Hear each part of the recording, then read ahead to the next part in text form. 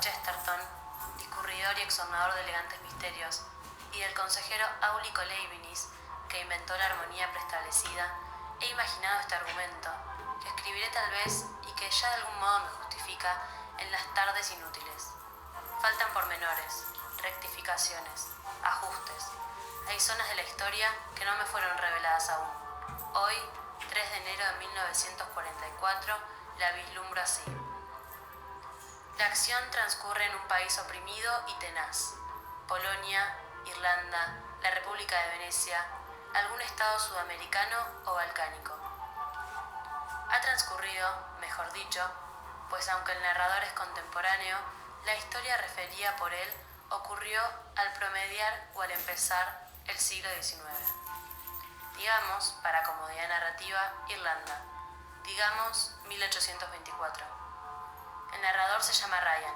Es bisnieto del joven, del heroico, del bello, del asesinado, Fergus Kilpatrick, cuyo sepulcro fue misteriosamente violado, cuyo nombre ilustra los versos de Browning y de Hugo, cuya estatua preside un cerro gris entre ciénagas rojas. Kilpatrick fue un conspirador, un secreto y glorioso capitán de conspiradores, a semejanza de Moisés, que, desde la tierra de Moab, divisó y no pudo pisar la tierra prometida. Kilpatrick pereció en la víspera de la rebelión victoriosa que había premeditado y soñado. Se aproxima la fecha del primer centenario de su muerte.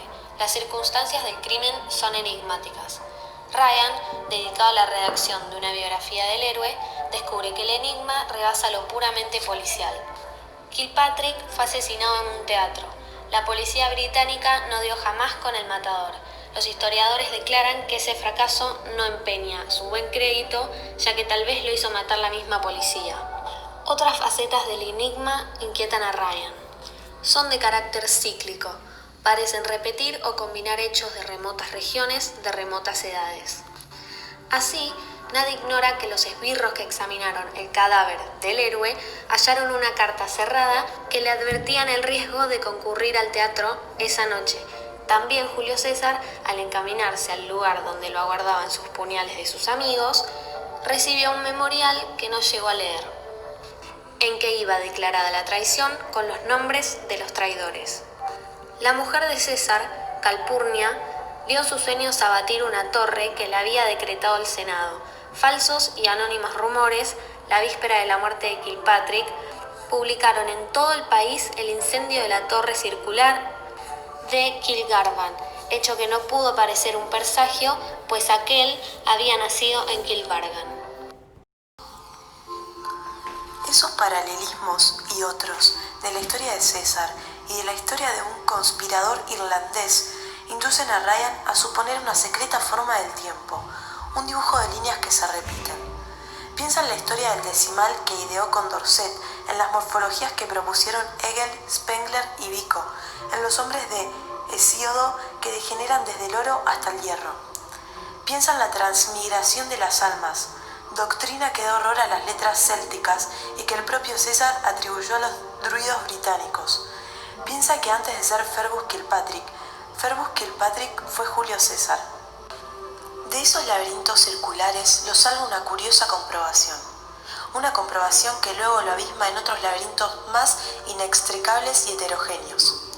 Ciertas palabras de un mendigo que conversó con Fergus Kilpatrick el día de su muerte fueron prefiguradas por Shakespeare en la tragedia de Macbeth.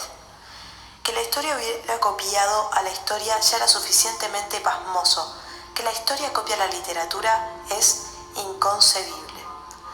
Ryan indaga que en 1814 James Alexander Nola, el más antiguo de los compañeros del héroe, había traducido al gaélico los principales dramas de Shakespeare, entre ellos Julio César.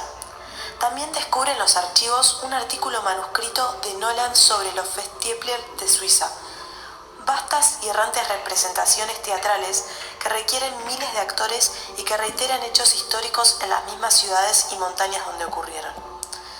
Otro documento inédito le revela que, pocos días antes del fin, Kilpatrick, prescindiendo el último cónclave, había firmado la sentencia de muerte de un traidor, cuyo nombre había sido borrado. Esta sentencia no coincide con los piadosos hábitos de Kilpatrick. Ryan investiga en el asunto y logra descifrar el enigma. Kilpatrick fue ultimado en un teatro, pero el teatro hizo también la entera ciudad, y los actores fueron legión, y el drama coronado por su muerte abarcó muchos días y muchas noches. He aquí lo acontecido. El 2 de agosto de 1824 se reunieron los conspiradores. El país estaba maduro para la rebelión. Algo, sin embargo, fallaba siempre. Algún traidor había en el conclave. Fergus Kilpatrick había encomendado a James Nolan el descubrimiento del traidor. Nolan ejecutó su tarea. Anunció en pleno conclave que el traidor era el mismo Kilpatrick.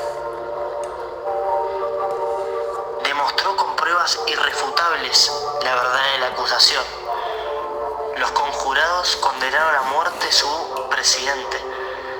Este firmó su propia sentencia, pero imploró que su castigo no perjudicara a la patria. Entonces, Nolan concibió un extraño proyecto. Irlanda idolatraba a Kilpatrick. La más tenue sospecha de su vileza hubiera comprometido la rebelión. Nolan propuso un plan que hizo de la ejecución del traidor un instrumento para la emancipación de la patria.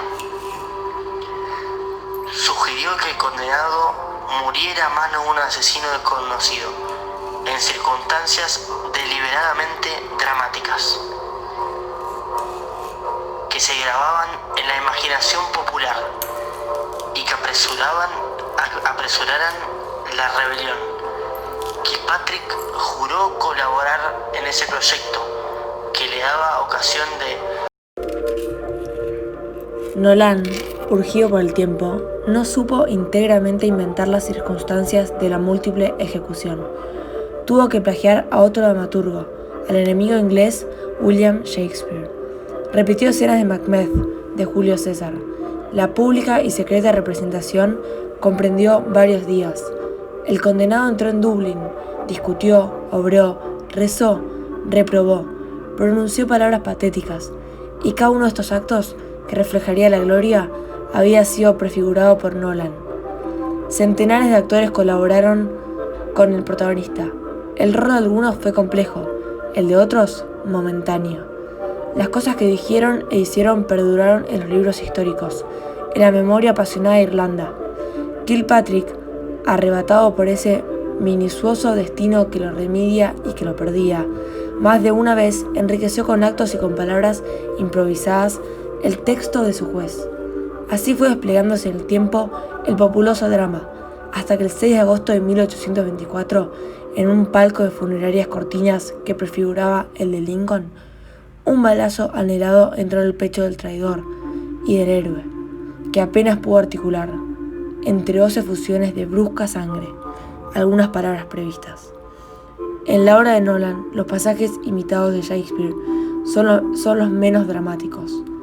Ryan sospecha que el autor los intercaló para que una persona, en el porvenir, diera con la verdad. Comprende que él también forma parte de la trama de Nolan. Al cabo de tenaces cavilaciones, resuelve silenciar el descubrimiento. Publica un libro dedicado a la gloria del héroe. También eso, tal vez, estaba previsto.